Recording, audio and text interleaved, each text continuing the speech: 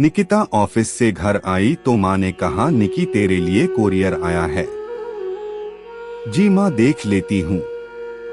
मैं हाथ मुंह धोने जा रही हूँ। आप चाय बना दीजिए न प्लीज। निकिता टॉवेल से मुंह पोंछते हुए आती है और सोफे पर बैठकर कोरियर हाथों में लेती है। खोलने से पहले भेजने वाले का पता देखती है। नाम देखते ही उसे आश्चर्य हुआ कि निशिता का नाम लिखा था। मैंने कल ही उससे बात की है और एक ही शहर में है। क्यों किया है? उसने कोरियर सोचते हुए खोल रही थी कि माँ चाय लेकर आई। माँ पूछ रही थी, किसका है, कहाँ से आया है? बिना उनकी बात पर ध्यान दिए जब खोला तो उसमें चिट्ठी थी।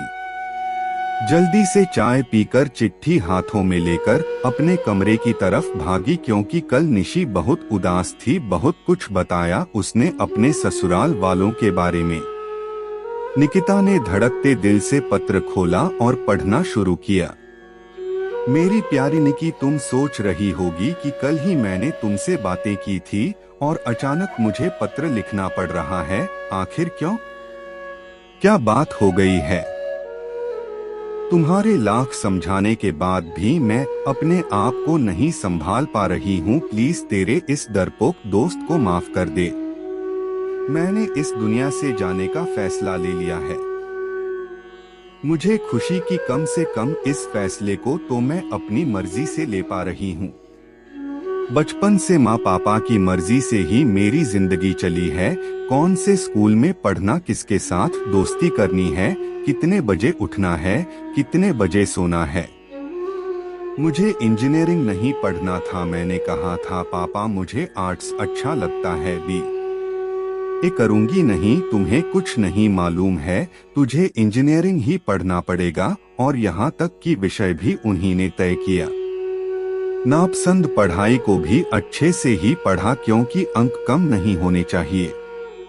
कॉलेज में ही विकास से प्यार हुआ, पर नहीं कह सकी, क्योंकि हमारे सामने समाज, संस्कार, जात पात की लंबी दीवार खड़ी थी। कॉलेज के बाद नौकरी भी मिली, पर उससे पहले आनंद मिल गया। अपने अरमानों को घोंटकर चुपचाप आनंद से शादी करनी पड़ी, क्योंकि पढ़ा लिखा, अच्छे ओहदे पर है। सबसे बड़ी खासियत बिरादरी का है। तुझे मालूम है न निकी कि मैंने मायके में भी अपनी जिंदगी एक पिंजरे में कैद पंछी की तरह घुट घुट कर जिया है।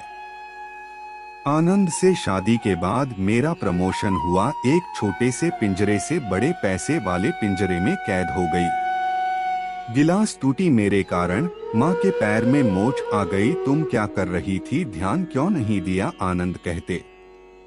घर की हर परेशानी का कारण मैं ही बनती। तुमने कई बार समझाया कि इंजीनियरिंग में कॉलेज फर्स्ट है, तुझे आराम से नौकरी मिल जाएगी। मैंने तुम्हारी बात पर ध्यान नहीं दिया। मुझे अच्छा नहीं लगा, नहीं घर में बताने की हिम्मत न होने के कारण। एक बार तो तुमने मेरे लिए नौकरी ढूंढा भी था, पर मैंने जब अपने माता पिता के आगे ही मुंह नहीं खोला तो ससुराल में कहाँ खोलती। मुझे लगता है कि मेरी परवरिश ही ऐसी है। पिताजी हमेशा कहते थे कि गलत काम नहीं करना, वरना अपने माता पिता को खो दोगी। उस ख्याल से ही दिल दहल जाता था। निकी, कल तो हद ही हो गई। मेरी सास ने सबके सामने मुझे आड़े हाथों लिया कि अभी तक घर का चिराग नहीं दिया। कहीं तू बाज तो नहीं? मेरी आंखों से आंसू बहने लगे।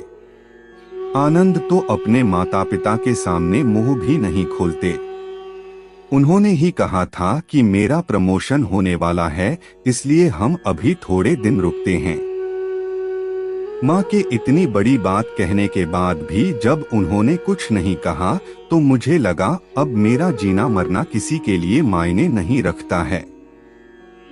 इसलिए मैंने फैसला कर लिया है। तू मुझे माफ कर दे, अब तुझे सताने वाली मैं नहीं रहूंगी। बॉय, चलती हूँ। तेरी निशिता। निकिता के आंखों से आंसू बहने लगे। अभी वह कुछ सोचती कि फोन की घंटी बजी। जैसे ही उसने फोन उठाया, आनंद था। निकिता जी जल्दी आइए, निशिता ने आत्महत्या करने की कोशिश की है। उसने नींद की गोली खा ली है। मैंने अस्पताल का नाम पूछा और जल्दी से जाने लगी। माँ ने कहा कि निकी अभी तो आई है, कहाँ चली? मैं अभी आई माँ कहते हुए गेट की ओर भागी। माँ को कुछ नहीं बताना चाहती थी क्योंकि माँ निशिता को बहुत चाहती थी। हम दोनों स्कूल के साथी थे।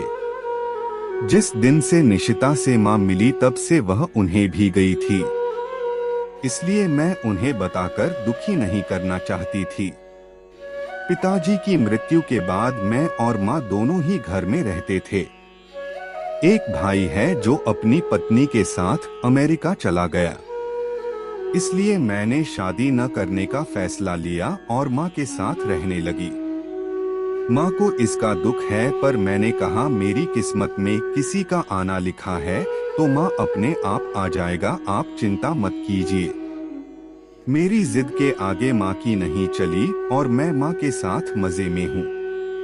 अस्पताल में पैर रखते ही निशिता की माँ ने मुझे गले लगाया और रोने लगी। देखना क्या तकलीफ है, उसे अच्छा पति अच्छे सास ससुर मालूम नहीं कि उसके दिल में क्या है।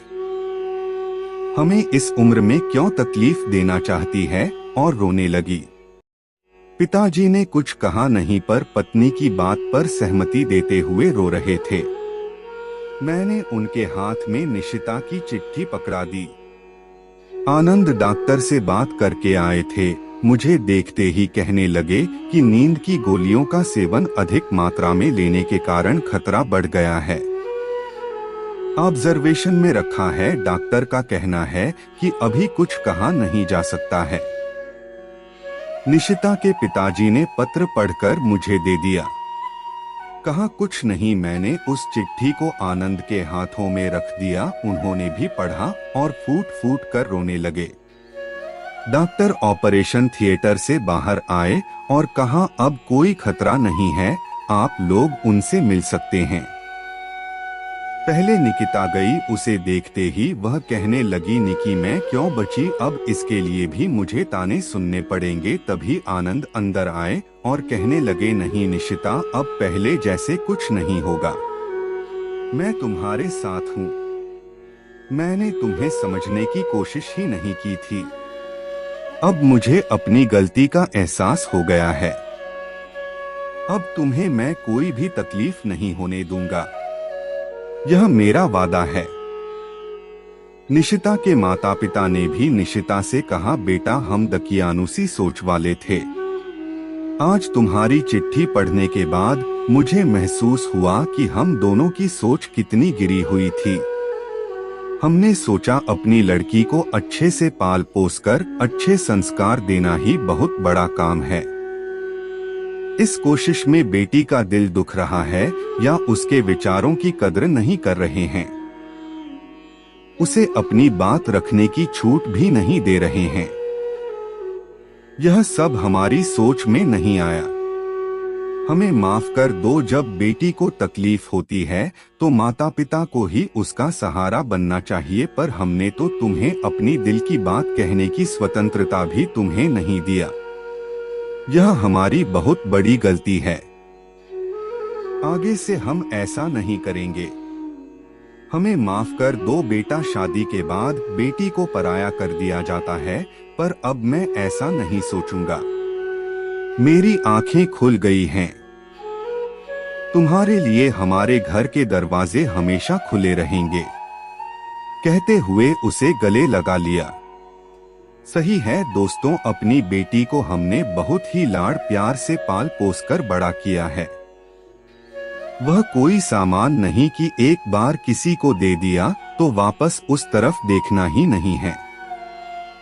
बेटी है हमारी, उसे भरोसा दिलाया जाना चाहिए कि जरूरत के समय तुम्हारे माता पिता तुम्हारे लिए चट्टान की तरह खड़े रहेंगे। हम हैं न, इस बात से ही बेटी को हिम्मत मिलती है।